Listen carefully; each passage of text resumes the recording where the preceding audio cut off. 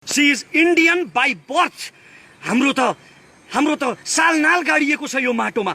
यी आयातित प्रवासी बेहुली नेपालले अपनाएकी तर नेपाललाई कहिल्यै पनि नअपनाएकी मुद्दा दायर गर्ने निर्णय गरेको छु र म सम्भव भएसम्म म आफै काठमाडौँ आउनेछु यो मुद्दा दायर गर्न। आज सरिता गिरीका करतुतहरूले सम्पूर्ण नेपालीको मन दुखेको छ।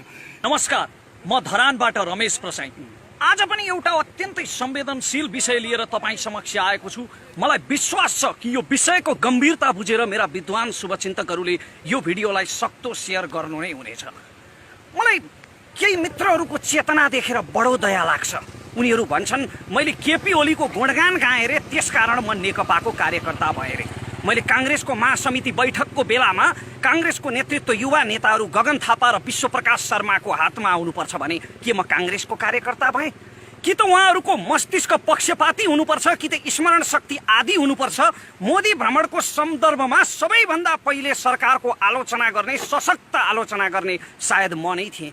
म राजेन्द्र लिङ्गदेनका भाषणहरू खोजी खोजी सुन्छु। उहाँका अन्तर्वार्ताहरू र राष्ट्रिय एकता सम्बन्धी वक्तव्यहरू मलाई मनपर्छ। के म राप्रपाको कार्यकर्ता भएँ? मलाई आङ्काजी शेर्पाका पनि केही कुराहरू मनपर्छ। के म जनता समाजवादीको कार्यकर्ता भएँ? केपी ओलीका प्रशस्त कमजोरीहरू होलान्, तर यो भूमिले आजसम्म बहुदल आएको दिनदेखि आजका मितिसम्म त्यस्तो प्रधानमन्त्री कुन जन्माउन सकेको थियो जसले संसदमा उभिएर खुले आम भारतीय विस्तारवादको भत्सना गर्न सकोस् अनि राष्ट्रको पक्षमा, राष्ट्रियताको पक्षमा उभिएका प्रधानमन्त्रीको त्यो सत्कर्मको समर्थन गर्दा म नेकपाको कार्यकर्ता कसरी भएँ? म जुल्फिकार अली भुट्टोका भाषणहरू सुन्छु, के म पाकिस्तान पिपल्स पार्टीको कार्यकर्ता भएँ? म एलेक्सिस सिप्रासका अङ्ग्रेजी इन्टरभ्यूहरू सुन्छु, के म ग्रिसको सिरिजा पार्टीको कार्यकर्ता भएँ? म कहिल्यै कसैको कार्यकर्ता र अन्धभक्त होइन र हुन्न पनि, किनकि कार्यकर्ता यन्त्रवत हुन्छ।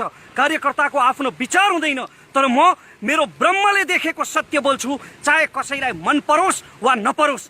मेरो भिडियो 10 लाख मानिसहरूले हेरेर कडा बोल्यो यसले भन्नुभन्दा 10 जनाले हेरेर सत्य बोल्यो यसले भन्नु मेरा लागि ठुलो हो। त्यसकारण मैले बोलेका कुरा कहिलेकाहीँ भिडले तारिफ गर्ने खालको नहुन पनि सक्छ। सदनमा नक्साबारे छलफल हुँदैछ। ऐतिहासिक रूपमा पहिलोपल्ट लिपुलेख, लिम्पियाधुरा र कालापानी नेपालको हो भनेर संविधान संशोधन गर्ने र निशान छाप सच्याउने कानुन संसदले भोलिदेखि पारित गर्दैछ। छलफल हुँदैछ र आज 1-2 दिन अघिदेखि देशैभरि विरोध प्रदर्शनहरूको सुरुवात भएको छ सरकार विरुद्ध। हो, कोरोना संक्रमणको सम्बन्धमा सरकारलाई सफल भन्दिनँ म। सरकारका चरम लापरवाहीहरू छन्, व्यापक लापरवाहीहरू छन् र व्यापक भ्रष्टाचारको पनि सम्भावना छ। त्यसको हिसाब किताब गरौँला, सडकमा आन्दोलन नै गरौँला।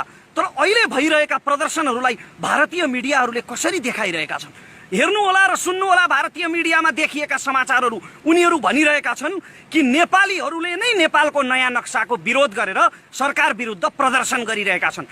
नेपालीहरूले नै नयाँ नक्साको विरोध गरिरहेका छन् र सरकार विरुद्ध सडकमा निस्किरहेका छन्। सडकमा उत्रिने जति पनि युवाहरू हुनुहुन्छ उहाँहरूको भावना पवित्र छ। उहाँहरू राष्ट्रभक्तिले सडकमा आउनुभएको हो। देशको शासन प्रणालीमा परिवर्तनका लागि, भ्रष्टाचारको उन्मूलनका लागि सडकमा आउनुभएको हो। तर भारतीय मिडियामा आइरहेका यी समाचारहरू हेरेर एकपल्ट सोचौँ त, हामी यसरी सडकमा निस्किँदा फाइदा चाहिँ कसलाई भइरहेको छ? सरकारका विकृतिहरूलाई ढाकछोप गर्न र सरकारको पक्षपोषण गर्न खोजेको होइन मैले। सशक्त आलोचना गरौँ, अनसन गरौँ, आन्दोलन गरौँ सरकार विरुद्ध र परि आयो भने सरकार नै परिवर्तन गराउँ। नागरिक कु गर्नु परे पनि गरौँला, तर कमसेकम राष्ट्रियताको पक्षमा, राष्ट्रको पक्षमा यति बेला त एकताबद्ध हुन। तल्ला घरे छिमेकीसँग जग्गाको साथको विवाद भइरहेको बेला परिवारभित्रै कोकोहोलो मचाउनलाई के यो समय उचित हो र? अब प्रसङ्गतिर लागौँ। आज मैले बोल्न लागेको प्रसङ्ग हो सरिता गिरीको। यी आयातित प्रवासी बेहुली नेपालले अपनाएकी तर नेपाललाई कहिल्यै पनि नअपनाएकी मधेसीको प्रतिनिधि ठहरिएकी तर मस्तिष्कमा प्रशस्त बिहारी चेतना भरिएकी यी प्रवासी बेहुलीको अबौद्धिक आतंक अति भयो। शास्त्रमा अति सर्वत्र वर्जयत लेखिएको छ। अति भयो यी आयातित बेहुलीको आतंक। मैले यो अतिको जवाफ दिएको पनि हो, तर कहिल्यै पनि कुनै कुरा नसुन्ने र आफैले खाएको भाँडालाई समेत भकुन्डो खेल्न पछि नपर्ने यस्तो छेत्तरो चेतना भरिएका छेत्तरा मस्तिष्कहरूलाई तर्कले सम्झाउन नसकिँदो रहेछ। आफ्नो मालिक भक्तिमा लिप्त र भारतीय मालिकहरूलाई आफ्ना माइती खलकलाई खुसी पार्नका निम्ति यतिका वर्षसम्म आफूलाई सम्मान गरेर सांसदको कुर्सीमा राखेको यो देशको सार्वभौम सत्ता विरुद्ध बोल्ने सरिता गिरीलाई मेरा तर्कले कुन अर्थ राख्ला र। त्यसकारण तर आज फेरि पनि बोल्नै पर्ने भयो, किनकि बारम्बार आफ्नो सार्वभौम सत्तामाथि हस्तक्षेप भएपछि कुनै पनि राष्ट्रभक्तको मुटुले सहन सक्दैन। आज सरिता गिरीका करतुतहरूले सम्पूर्ण नेपालीको मन दुखेको छ। नेपाली मात्र होइन, जसलाई हामी भुटानी भन्छौँ नि, भुटानी शरणार्थी भन्छौँ नि, नेपाली मन भएका ती भुटानवासी नेपालीहरू जो आफ्नो देशबाट डुक्पाहरूले खेदेपछि आफ्नो मातृदेश नेपाल खोज्दै आएका थिए, तर हामीले जिन्दगीभरि उनीहरूलाई शरणार्थी बनाएर राख्यौँ र अहिले अमेरिकातिर लखेटेर पठाइदियौँ। उनीहरूको पनि यति बेला मन दुखेको छ। विश्वभरिका नेपाली मनहरू दुखेका छन्। अहिले यसलाई हेट स्पिच भन्लान् कतिपयले। आदरणीय सरिता गिरीको मुखैमा छ हेट स्पिच हो, यो हेट स्पिच हो। हेट स्पिच मात्रै होइन, आफ्नो मातृभूमिको निन्दा गर्नेलाई, राष्ट्रको सार्वभौम सत्ता विरुद्ध बोल्नेलाई हिम्मत हुनेले हिंसाले जवाफ दिए पनि हुन्छ। त्यानव्यान स्क्वायरको काण्ड चीनमा हुने बेलामा, चीनले त्यानव्यान स्क्वायरमा विरोधीहरूमाथि डोजर चलाउने बेलामा चीनका राजदूतले ब्रिटिस राजदूतसँग भनेका थिए रे कि चीनमा अब 20 वर्षका लागि शान्ति ल्याउन 200 जनाको मृत्यु हुँदैछ। त्यसकारण कहिलेकाहीँ हिंसा र शक्तिको प्रदर्शनले पनि शान्तिको बाटो खोल्छ, राष्ट्रियताको बाटो खोल्छ।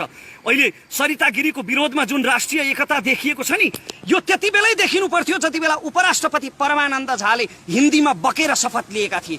त्यति बेला गिरिजा र प्रचण्डले एउटै धरातलमा उभिएर यदि परमानन्द झालाई गलत्याएर उपराष्ट्रपतिको पदबाट निकालिदिन सकेको भए त्यति बेलै एउटा नजिर बस्ने थियो। अलक्षिणा देशद्रोही सीके राउतले नेपाल आमालाई जुकासँग तुलना गरिरहेको बेला कुनै राष्ट्रभक्त बहादुरले सीके राउतलाई 2-4 चड्कन लगाइदिन सकेको भए त्यति बेलै नजिर बस्ने थियो। तर हामीले कानुन नै यति फितलो बनायौँ कि माटोप्रति कुनै प्रेम नभएको विदेशी जोसुकै ऐरे गैरेहरू पनि हाम्रो संसदमा सजिलैसँग प्रवेश पाउन थाले र संसद जस्तो लोकतन्त्रको मन्दिरलाई नेपालको संसद हो कि बिहारको कुनै मेला बजार हो भनेर दोधार हुने गरी त्यस्तो स्थितिको सृजना गरे। अहिले हिन्दी बोल्दा केहीले भाषै त हो नि, के फरक पर्छ भन्ने टिप्पणी पनि गरे। भाषा होइन, हिन्दी हाम्रो राष्ट्रियतामाथिको आक्रमण हो। मैले पटक पटक भने कि संसदमा हिन्दी भाषा बोल्न प्रतिबन्ध लगाउनु पर्छ, किनकि यो हाम्रो राष्ट्रियतामाथिको आक्रमण हो। आदरणीय सरिता गिरीले भन्नुभयो कि हिन्दी नेपालको भाषा हो, मधेसलाई जोड्ने भाषा कुन त? माननीय सरिता गिरीज्यू, तपाईँको अज्ञानता देखेर मलाई दया लाग्छ।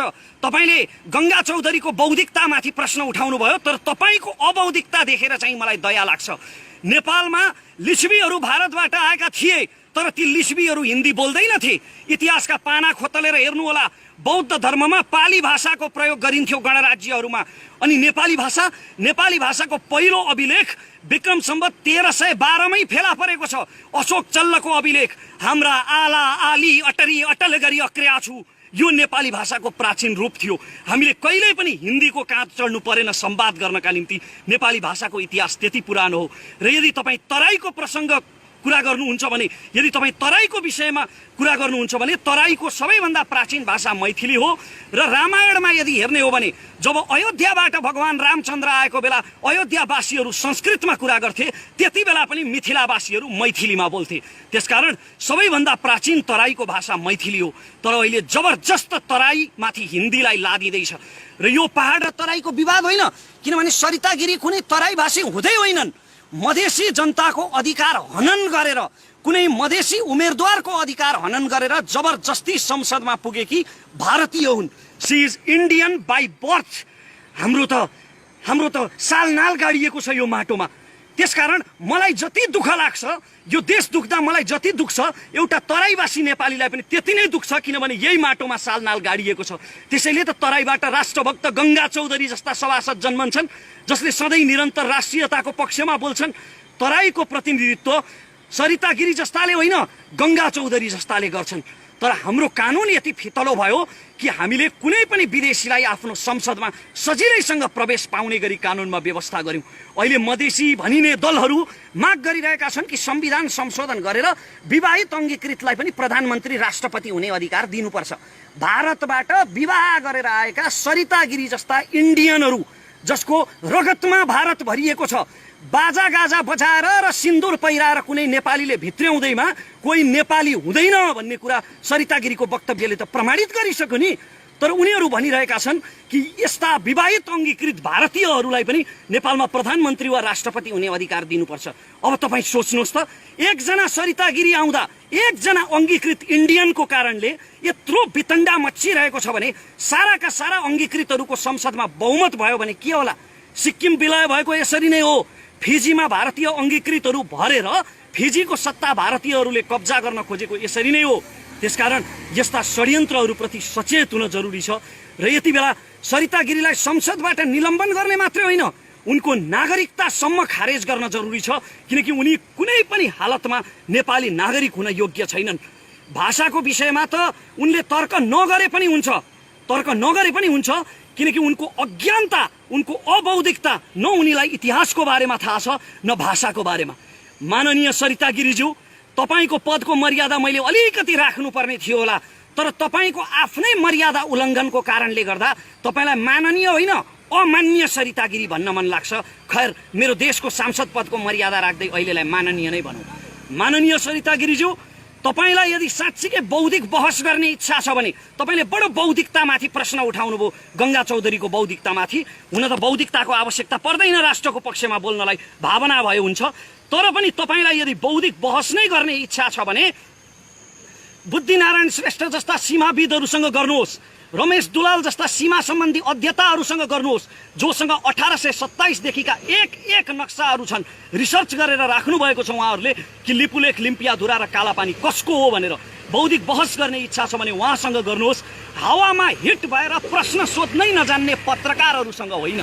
आदरणीय दाई ऋषि धमलाप्रति उच्च सम्मान छ, तर ऋषि धमला दाईको त्यो कार्यक्रम जहाँ सरिता गिरीको अन्तर्वार्ता गरिएको थियो त्यो कार्यक्रम सुनियोजित हो, योजनाबद्ध हो, जसले सरिता गिरीलाई चाहिँ हाइलाइट गर्ने उद्देश्य राखेको छ। यदि होइन भने सरिता गिरीले लिपुलेख नेपालको हो भन्ने प्रमाण देखाउनुहोस् भन्दा ऋषि धमलाले ती नक्साहरू देखाउन सक्नु पर्थ्यो, इतिहासमा भएका ती सम्झौताहरू देखाउन सक्नु पर्थ्यो, गृह कार्य गरेर अन्तर्वार्ता लिनु पर्थ्यो। तर उनले त्यसो गरेनन्।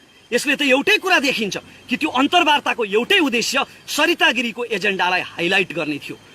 अन्त्यमा म यति मात्र भन्न चाहन्छु कि सम्पूर्ण राष्ट्रभक्त नेपालीहरूले यति बेला राष्ट्रियताको पक्षमा एकजुट हुन जरुरी छ। सरकारका कमी कमजोरीहरू, भ्रष्टाचारहरू, लापरवाहीहरू, बेइमानीहरू ती सबैको हिसाब किताब गर्नुभन्दा अघि यदि हामीलाई लिपुलेख, कालापानी र लिम्पियाधुरा फिर्ता चाहिएको हो भने, यदि हामीलाई लिपुलेख, कालापानी र लिम्पियाधुरा साँच्चीकै फिर्ता चाहिएको हो भने हामीले देशको पक्षमा, राष्ट्रको पक्षमा यति बेला राष्ट्रिय एकता प्रदर्शन गर्न जरुरी छ। अब यहाँनिर एउटा प्रश्न आउला, तिमीले बोलेर मात्र के हुन्छ? मलाई केही मित्रहरूले, धेरै मित्रहरूले प्रश्न गर्नुभएको छ, बोलेर मात्र के हुन्छ? हो, साँच्चीकै मैले पनि महसुस गरेको छु, बोलेर मात्र के हुन्छ?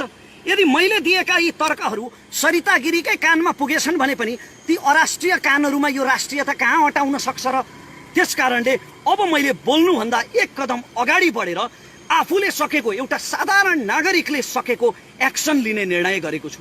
एउटा नजिर बसाल्नका लागि कि नेपालको राष्ट्रियतामाथि तिमीले आक्रमण गर्यौ भने नेपालको हरेक नागरिकको मन दुख्छ र तिमीले त्यसको दण्ड भोग्नै पर्छ भन्ने कुरा प्रमाणित गर्नका लागि मैले तुरुन्तै सरिता गिरी विरुद्ध नेपालको न्यायपालिकामा जाहेरी दिने र उहाँले गरेका टिप्पणी राजद्रोही किसिमका छन्, देश विरोधी छन् र यस्तो टिप्पणी गर्ने सांसदलाई तुरुन्त कारबाही गरियोस् भनेर नेपालको कानुनी निकायमा, अदालतमा मैले जाहेरी दिने निर्णय गरेको छु, मुद्दा दायर गर्ने निर्णय गरेको छु र म सम्भव भएसम्म म आफै काठमाडौँ आउनेछु यो मुद्दा दायर गर्नका लागि। र सम्भव भएन भने, यदि लकडाउनको कारणले म आउन सकिनँ भने मेरो कानुनी सल्लाहकारले यो मुद्दा मेरो तर्फबाट दायर गर्नुहुनेछ र यस मुद्दामा मेरो तर्फबाट डाक्टर सुरेन्द्र भण्डारीले मेरो कानुनी सल्लाहकारको रूपमा बहस गर्नुहुनेछ।